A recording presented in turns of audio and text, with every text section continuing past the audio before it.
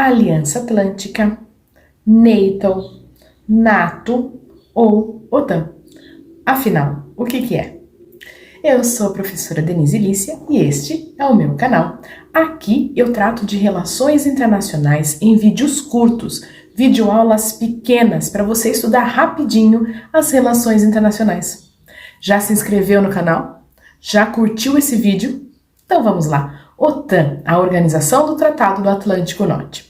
Você vai ver em alguns casos o nome em inglês, NATO, a North Atlantic Treaty Alliance. Em alguns livros, alguns filmes também aparece como Aliança Atlântica. É um sistema de defesa coletiva em que os seus Estados-membros concordam com a defesa mútua em resposta a um ataque por qualquer entidade externa à organização. Aqui, o termo entidade externa escondia, na verdade, a União Soviética, mas ninguém podia definir claramente que era a União Soviética, né? Sabe por quê? Você lembra que as duas potências tinham armas nucleares para destruir o mundo 1 zilhão de vezes, né? Então, dizer que a OTAN tinha sido criada para proteger a Europa da ameaça soviética era cutucar a onça.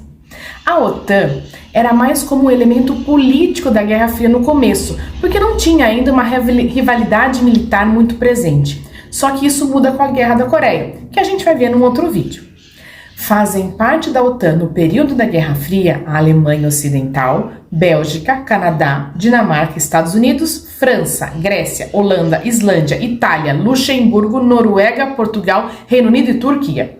E justamente uma questão de equilíbrio nuclear, para evitar um conflito quente na região durante a Guerra Fria, a OTAN não conduziu operações militares. Em 1955, a União Soviética criou o Pacto de Varsóvia, uma resposta à criação da OTAN. Mas ainda era uma resposta para a entrada da Alemanha Ocidental na OTAN, e não OTAN como um todo. Por quê? Porque para entrar na OTAN, a Alemanha Ocidental foi autorizada pelas potências ocidentais a retomar os seus exércitos, coisa que tinha sido proibida depois da Segunda Guerra Mundial. Os soviéticos viram isso como uma violação do status de neutralidade das duas Alemanhas, que foi convencionado no acordo entre as potências no pós-Segunda Guerra. Aí o Pacto de Varsóvia foi uma aliança militar formada pelos países socialistas do leste europeu e pela União Soviética.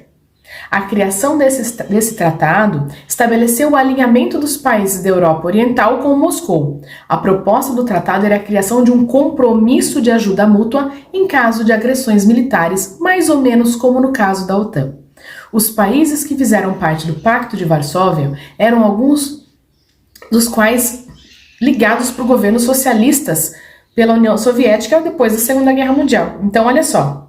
A União Soviética, Polônia, República Democrática Alemã, Alemanha Oriental, Tchecoslováquia, Hungria, Romênia, Bulgária e Albânia, que sai em 68, e todos eles seguiam as diretrizes militares soviéticas.